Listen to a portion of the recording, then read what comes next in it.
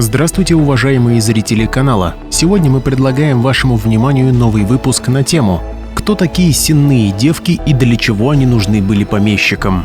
Чем больше доходы у барина, тем обширнее были его владения, и, соответственно, нужно больше рабочих рук, чтобы держать все в должном виде. Потому в помещичьих усадьбах при крепостном праве проживала и трудилась многочисленная челядь самого разного профиля. Была и другая сторона этого вопроса. Считали, что чем больше слуг у барина, тем выше его социальный статус, то есть престиж среди других аристократов. А более богатые позволяли себе до полусотни человек всякой прислуги, не считая принадлежавших барину крестьян. Особый уровень занимали сенные девки. Они сильно отличались от остальных крепостных женщин и слуг. Но чем таким особенным они занимались и почему их называли сенными? Большинство современных людей, скорее всего, думают, что это название связано с сеном или сенокосом, то есть сенные девки – это девушки, спавшие на сене или косившие сено?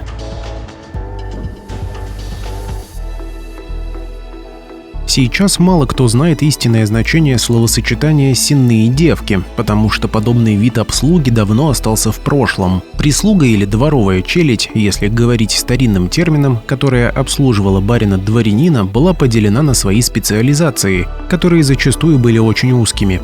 Среди этой челяди были кухарки, готовившие еду, горничные, убиравшие в доме, цирюльники, которые брили и стригли господ, конюхи, егеря, организовывавшие охоту и отвечавшие за собак, кучера, которые возили помещиков в экипажах, гувернантки, занимавшиеся воспитанием барских детей.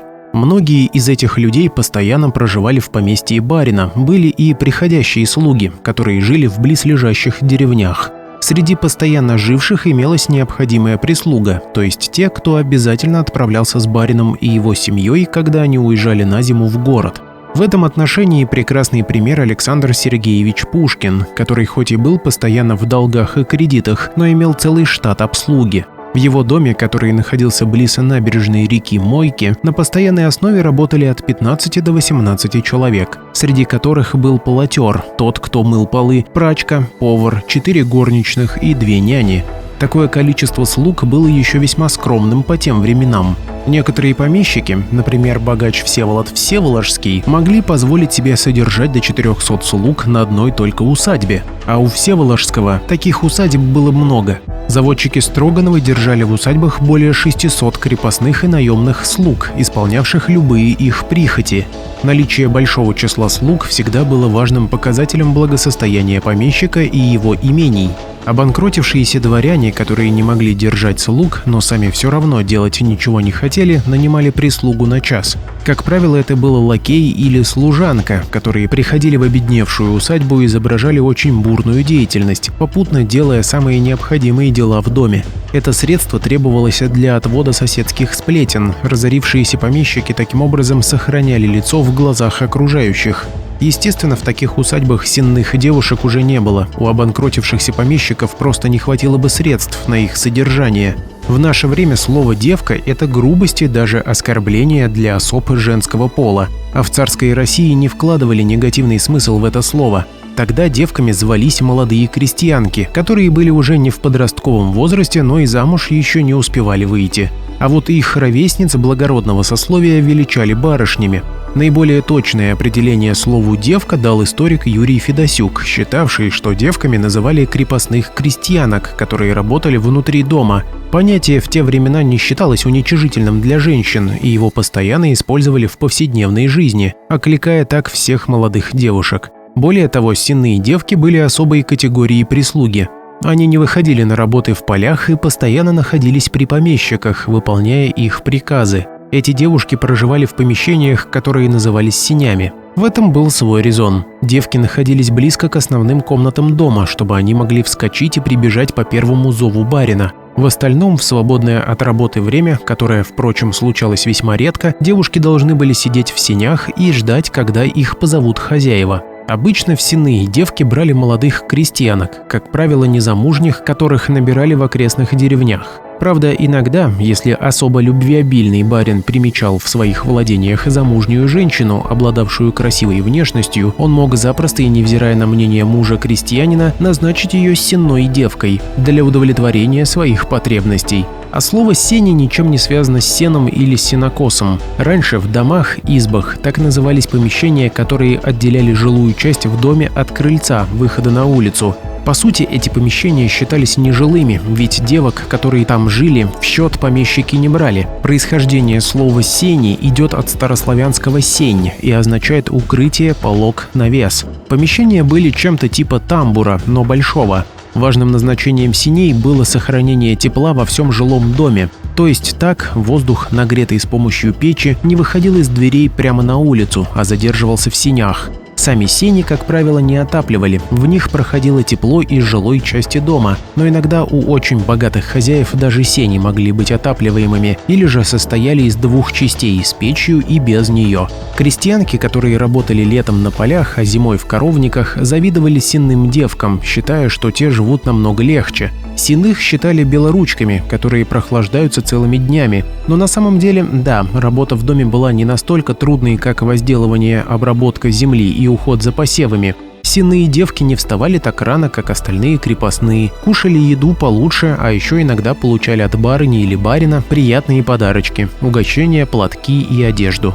Но не всегда жизнь сенных девок была хорошей, ведь все зависело от того, какими были господа. Девушки самые первые страдали от барской немилости, но и милость им попадалась чаще, чем другим крестьянам. Если барин имел покладистый, добрый характер, то жизнь прислуги можно было назвать сносной. Если же попадались хозяева-самодуры, вроде барыни Дарьи Салтыковой или матери писателя Ивана Тургенева, то постоянное дурное обращение, издевательство с их стороны над прислугой нередко доводили крепостных девушек до самоубийства. Жили сенные девушки не по часам. Как правило, рабочий день дворовой прислуги, к которой они относились, начинался с того момента, когда хозяева вставали со своих постелей. Работа длилась до тех пор, пока все господа не лягут спать.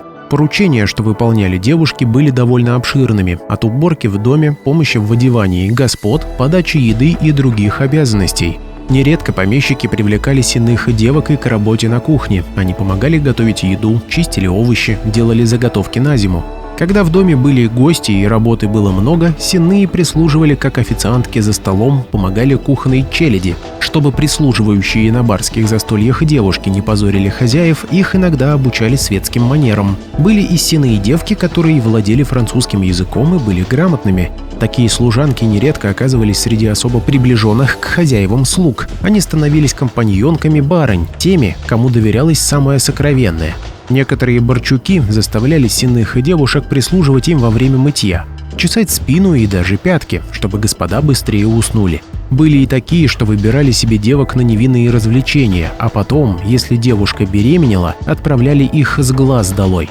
А когда работы на барина не было, что, заметим, еще раз случалось очень редко, то девушки занимались вязанием, пряли шерсть, шили или рукодельничали. Девкам, жившим в сенях у помещиков, нужно было быть всегда начеку, прислушиваться, а вдруг барин окликнет. В больших домах одна из сенных девушек всегда дежурила в комнате у барской, чтобы господа долго не ждали, когда к ним придут служанки. Часто девушки даже спали у дверей барских покоев или же возле кровати помещиков, прямо на полу. Ведь последние частенько были настолько ленивы, что давали девкам дурацкие поручения вроде «принеси-подай», даже если сами могли дотянуться рукой до желаемого предмета. Если сенной девушке удавалось закрепиться у господ, ей жилось лучше других. Но несмотря на высокую степень доверия, служанки все равно оставались подневольными крепостными. Наскучившую сенную девушку помещики могли продать, подарить или обменять на охотничьих собак. Служанки насильно выдавались замуж и, разумеется, до них нередко домогались не только борчуки, но и гости помещиков. По одной прихоти хозяев сенная могла всю жизнь оставаться одинокой и жить только ради своих господ. Но все же иногда их тоже отдавали замуж. Если, например, она беременела от барина и надо было поскорее скрыть приплод, или же если надоедала. Тогда сенных переселяли в людскую. Людской называлось отдельное помещение при доме господ или пристройка, что-то типа казармы или общежития для остальной прислуги. При этом даже за девкой, которую выдавали замуж, часто сохранялись их интимные обязанности. Они согревали барину постель и даже рожали от него детей. Если помещик был порядочным, то незаконнорожденные отпрыски получали образование и становились свободными людьми, но с печатью байстрюка.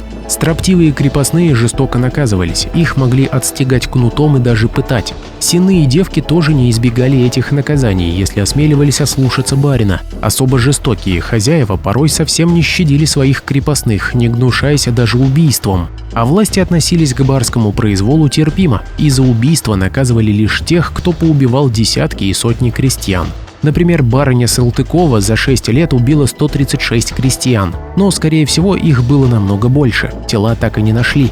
Итак, простые крестьяне, как уже упоминалось ранее, завидовали сенным девкам, считали их своеобразной элитой, недолюбливали за то, что девушки были приближены к хозяевам. Поэтому, когда случались крестьянские бунты, нередко сенные тоже попадали под горячую руку остальных крепостных, и с ними могли расправиться вместе с помещичьей семьей. То есть сенные находились как бы между двух огней. Однако стоит отметить, что крестьяне, которые сами не были в шкурах сенных девок, зря им завидовали. Ведь чаще всего сенные служанки становились самые несчастные и бесправные категории людей. Эти женщины постоянно находились на виду у господ, они первыми получали затрещины, тычки и выслушивали всяческие оскорбления.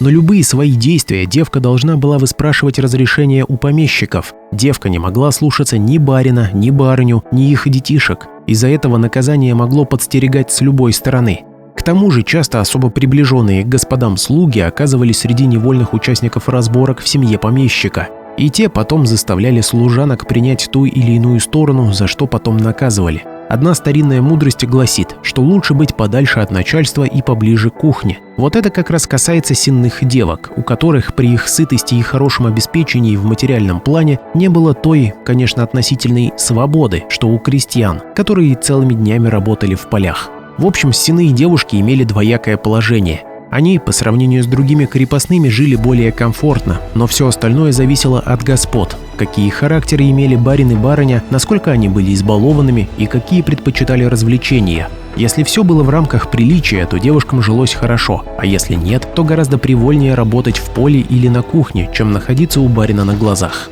Для того, чтобы посмотреть и узнать еще больше интересных фактов неизвестной истории России, подпишись на канал и поставь лайк. Мы постараемся донести до каждого зрителя настоящую неизвестную историю России.